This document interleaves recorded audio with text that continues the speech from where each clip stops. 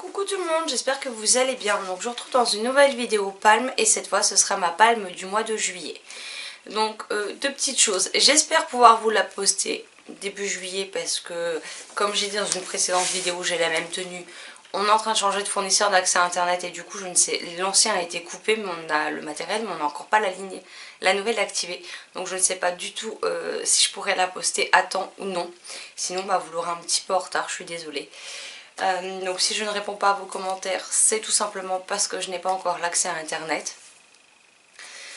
Concernant la pile à lire du mois de juillet, donc sachant qu'au mois de juin mon bilan lecture est une... Alors déjà en mai c'était moindre, en juin c'est une catastrophe parce que on a fait plein de choses avec la chérie et j'ai pas eu beaucoup de temps pour lire clairement malheureusement. Donc là je compte mettre le paquet en juillet et il y a une petite différence. Premièrement, je ne vous liste pas les SP à lire là parce que ça se trouve j'en avais en cours de mois donc ça sert pas à grand chose, vous aurez que la moitié dans tous les cas.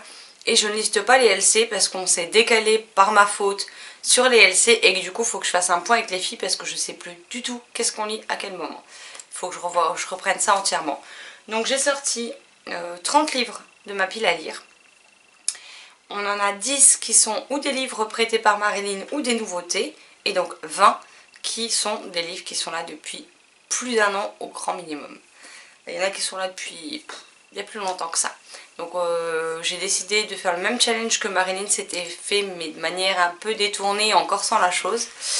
Et du coup voilà, c'est un tiers de nouveautés ou de livres prêtés, enfin de livres qui sont rentrés dans ma pile à lire cette année, c'est-à-dire les livres prêtés qu'on m'a prêtés cette année.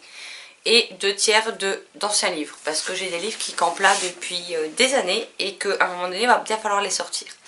Donc voilà, donc j'arrête le blabla, on commence tout de suite et à la fin je tirerai dans les 3 book jars. Je vous expliquerai le fonctionnement après.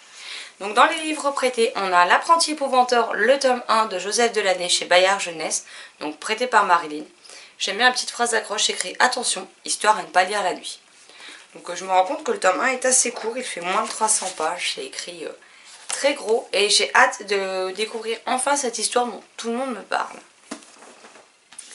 Ensuite, Celle qui marche la nuit de Delphine Bertholon chez Albin Michel Louis, qui est assez court aussi. C'est pas écrit petit non plus, je suis environ 230 pages, donc voilà. Toujours un livre prêté par Marilyn, Autour de Jupiter de Gary D. Schmidt chez Bayard, encore une fois. Bon là c'est écrit un peu plus petit mais c'est quand même écrit super aéré pour à peine plus de 200 pages. Toujours par Marilyn. Je n'existe plus de Béatrice Beauté qui vient de sortir chez Scrinéo. Donc celui-ci me fait très envie et très peur en même temps puisque ça se passe dans l'espace, que de base c'est pas trop ma cam. Donc je voulais voir ce que ça pouvait donner. Il fait à peu près 255 pages. Maintenant on passe à des achats neufs que j'ai effectués cette année. Donc celui qui dessinait les dieux de Alain Grousset chez Scrinéo. Avec une magnifique couverture signée, si je ne dis pas de bêtises, Noémie Chevalier.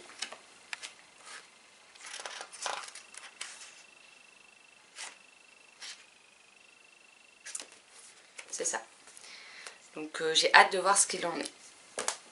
Ensuite, en tout petit, La Fessée moi de Agnès Laroche, publié chez Rajo. Un anniversaire sans fin de Cathy Dell chez Slalom Édition. Donc celui-ci est un peu plus gros, il fait 350 pages, un peu moins, mais c'est écrit encore une fois très très gros. Ensuite, on a Dr Hope pardon, de Sylvain Jaoui chez Albin Michel Jeunesse. Donc là ça devrait très vite se lire parce qu'on a des échanges de mails, on a beaucoup de dialogues. Vous voyez la police d'écriture, hein. C'est écrit quand même très très gros et il fait moins de 300 pages. Une suite qui me fait extrêmement envie et que je n'ai pas eu le temps de lire. Marabelle le tome 2, donc Marabelle et l'épouvantable souhait de Tracy Barrett chez Bayard. Et un petit dernier qui a rejoint ma palle, Echo le tome 1, La pierre d'océan de Benoît Grelot chez Fleurus. Ah, pareil, c'est des livres assez courts, donc ça devrait être très vite lu. Et maintenant on passe dans les 2 tiers de vieux livres, même si on a 2 c'est des relectures. Le tome 3.5 de Twilight, donc la seconde vie de Brie Danner de Stéphanie Meyer chez Hachette Black Moon. Et le tome 4 parce que j'ai toujours pas réussi à les lire, hein, donc Révélation qui est une belle bricasse. Torpédo mon amour de Pierre Bottero qui est tout court.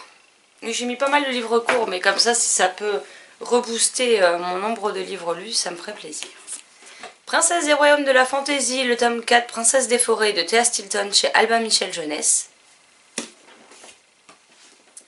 Ghost Girl, le tome 1 de Tania Hurley chez Plomb Jeunesse. Donc c'est une saga que j'ai dans ma pile à lire depuis sa sortie, je ne sais même plus quand est-ce qu'elle est sortie. Je peux vous dire que ça remonte. Oui. Il va avoir 10 ans, il est sorti en août 2019. Il est temps que je me plonge dedans. Et ça se passera le commentaire pour le reste. Fais un vœu, le tome 1, une robe magique pour tout changer de Alexandra Bullen chez Michel Lafon, pardon. Lina et la forêt des sortilèges de Serge Brussolo chez Michel Lafon. Le livre des étoiles, le tome 1, Cadéar le sorcier de Eric Lhomme chez Folio Junior. Liligoth, le tome 1, Liligoth et la souris fantôme de Chris Riddell au livre de poche jeunesse. Donc pareil, celui-là il est illustré.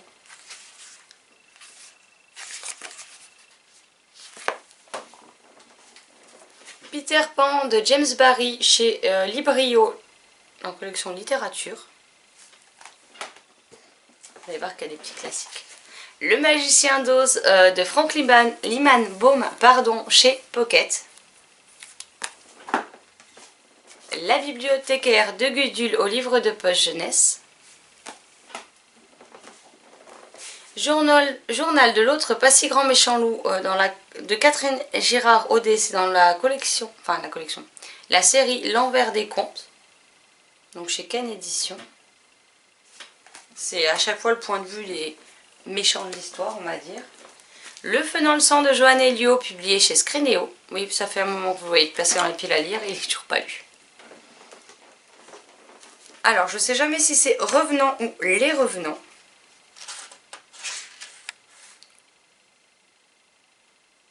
Le nom de la saga. Bon, bah apparemment, j'en saurais pas plus. Donc, plus encore que la vie de Amy Plum, publié chez Milan dans leur ancienne collection Macadam. Pareil, hein, celui-là, il est dans ma pile à lire depuis sa sortie. Je l'ai acheté la semaine de sa sortie. 2012. Le tome 2 des Magiciennes d'Avalon, le cristal de Cara de Rachel Roberts chez Bayard. Vous voyez qu'il y a quand même pas mal de Bayard et de Scrénéo, c'était même pas fait exprès. Mes voisins les Gauls, le tome 1, Sale nuit pour les terreurs de Gary Ghislain chez Seuil Édition. Donc, le tome 2 est sorti il n'y a pas très longtemps. Et voilà, 260 pages, c'est écrit assez gros et il me fait très envie. Encore faut-il rester vivant de Anne Ferrier chez Manière Jeunesse. Dans leur collection Aime les romans. J'adore cette couverture en plus. Pareil, dans ma pile à lire depuis sa sortie en... Bon, celui-là est plus récent quand même, mais septembre 2016. Message, le tome 1, Je suis ton secret de Marc Quentin chez Rajo, que j'avais eu lors d'une vente de livres de bibliothèque pour Amnesty International. Du coup, je sais plus, je l'avais payé une bouchée de pain. Bon, après voilà, il n'est pas dans un état excellent, mais... Je sais pas, j'ai dû payer 50 centimes, donc limite, je m'en fous un petit peu. Et le dernier, The Gracies, de Laure Eve chez Hachette dans leur collection Black Moon. Voilà, c'est un livre dont j'ai entendu beaucoup de bien, à voir si j'aime ou pas. Il fait un peu moins de 400 pages, donc ben, affaire à suivre. Et je vais juste poser les livres par terre, parce que là, ça sent le carnage complet. Et donc je vais piocher dans les book jars, sachant qu'il y en a 3. Vous avez une book jar avec les livres achetés cette année. Donc comme ça on respecte toujours les 2 tiers. 1 tiers, 2 tiers. Ceux de 2017 et de 2018. Ça ne concerne que le livre papier, je précise. Et mes antiquités. Donc on va en piocher un dans chaque jar. Et ensuite j'irai les chercher pour vous les montrer.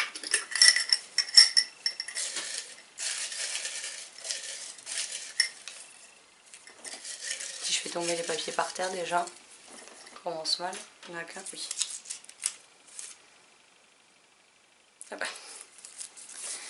Donc le cirque interdit, c'est de un livre que Marine m'a donné. Donc le cirque interdit de Célia Flo chez Scrénéo. Ah ouais, pourtant c'était pas fait exprès. Hein. Il fait 252 pages. Donc à voir ce que ça donne. Donc ça c'est pour celui qui a rejoint ma pile à lire cette année. Ensuite, 2017-2018. Hop là. Qui reste coincé dans le couvercle. Celle-là déjà est beaucoup plus remplie.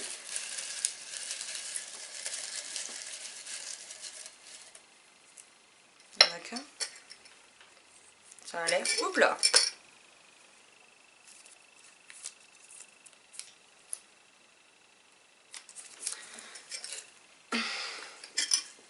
J'ai posé la jarre parce que j'ai fait un carnage.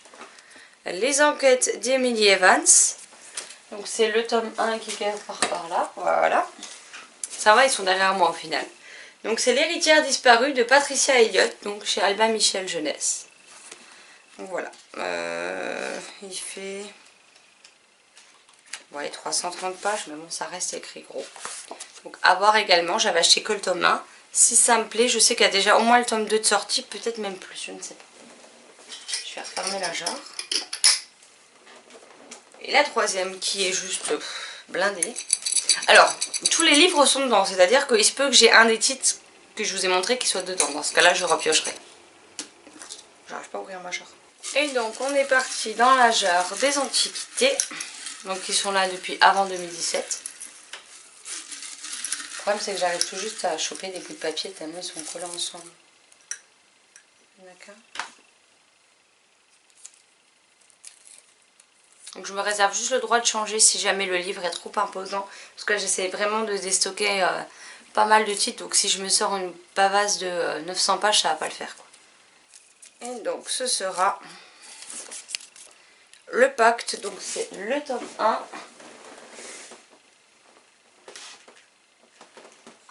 Je vais pas y arriver. C'est celui-là le tome 1, je crois. Oui. Donc Vengeance de Jenny Han et Sobiane Viviane chez Panini dans la collection Scarlett. Une série que a beaucoup aimé Mathieu d'Enjoy Books et que j'aurais dû lire l'été dernier, que j'ai pas eu le temps. Donc bah voilà, ce sera l'occasion ou jamais. Il fait moins de 400 pages. Mais...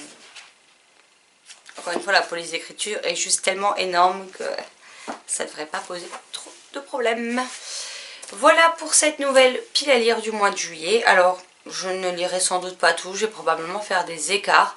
Mais voilà, c'est dans l'ensemble ce que j'aimerais beaucoup lire au cours du mois de juillet. En tout cas, essayer d'en lire un maximum de cette pile à lire. Et pour les autres, et bah tant pis, hein, on verra ça plus tard. Quand ils sortiront bien un jour. Hein.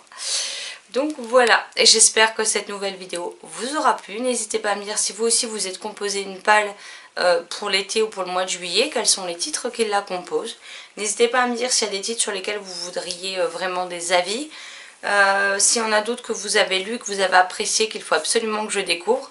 N'hésitez pas, les commentaires sont là pour ça et je me ferai un plaisir de vous répondre. Sur ce, je vous souhaite une excellente journée, de belles lectures et je vous dis à très vite dans une prochaine vidéo. Bye bye.